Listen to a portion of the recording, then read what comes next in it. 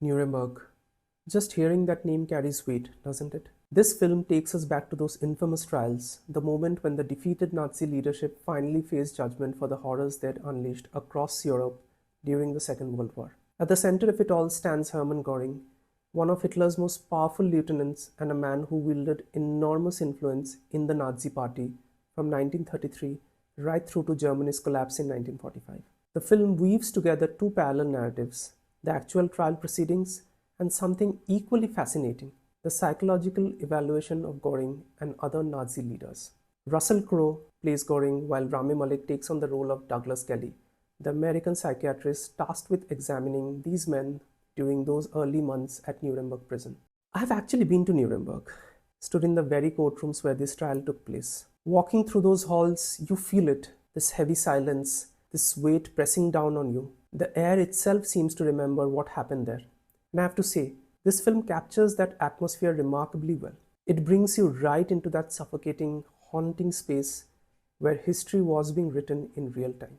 The story opens with Germany's surrender and Göring's capture. And right from the start, Russell Crowe commands every single frame he is in.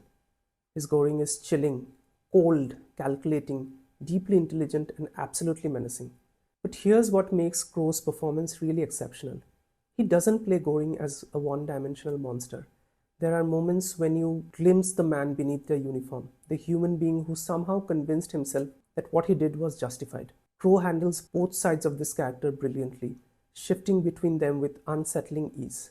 Now I have to be honest about Rami Malek. I'm just not convinced by his performance here. His portrayal of Douglas Kelley feels like every other character he's played. There's this peculiar thing he does with his eyes that becomes distracting, almost a trademark at this point. It overshadows whatever emotions the scene requires. Whether Kelley should be anxious, curious, or conflicted, you get the same expression. It's just generic, and for a role this complex, that's disappointing. But let me tell you about a scene that absolutely gutted me. There's this conversation about concentration camps, their purpose, their efficiency, and it's presented with such grim, unflinching honesty that you can barely breathe through it. The film doesn't look away from the horror. It forces you to confront it head-on. It reminded me powerfully of a similar sequence in 1961 film Judgment at Nuremberg. By the way, if you haven't watched that one, please do yourself a favor and watch it. Even after all these years, it remains one of the finest courtroom dramas ever made. What really impressed me technically is the cinematography and lighting. The director of photography understood the assignment completely. The visuals keep you locked in this claustrophobic world.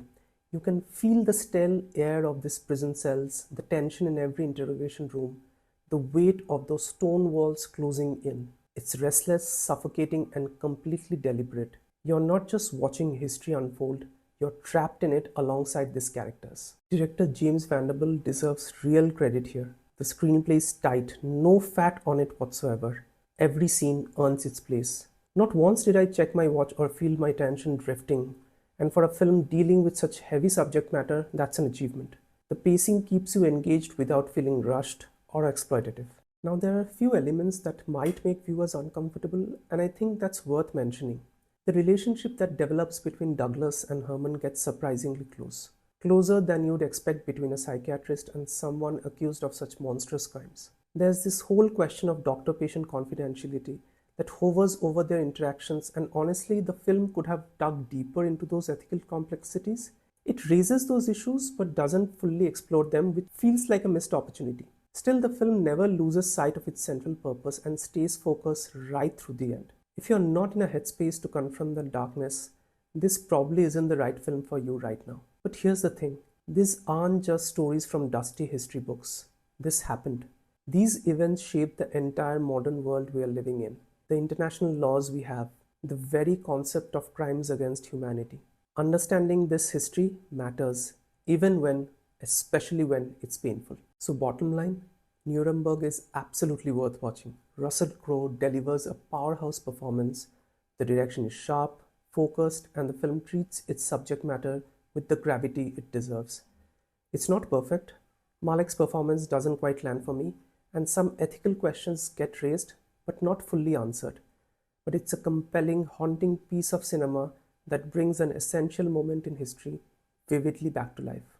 And honestly, I'd love to hear your thoughts. If you have seen the film, drop a comment below. What worked for you? What didn't? Did any particular scene or performance stand out? Let's get a conversation going. Alright, that's it from me today.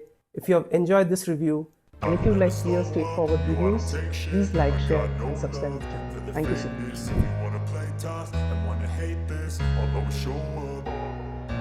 I don't ever slow up, no I don't take shit, I got no love.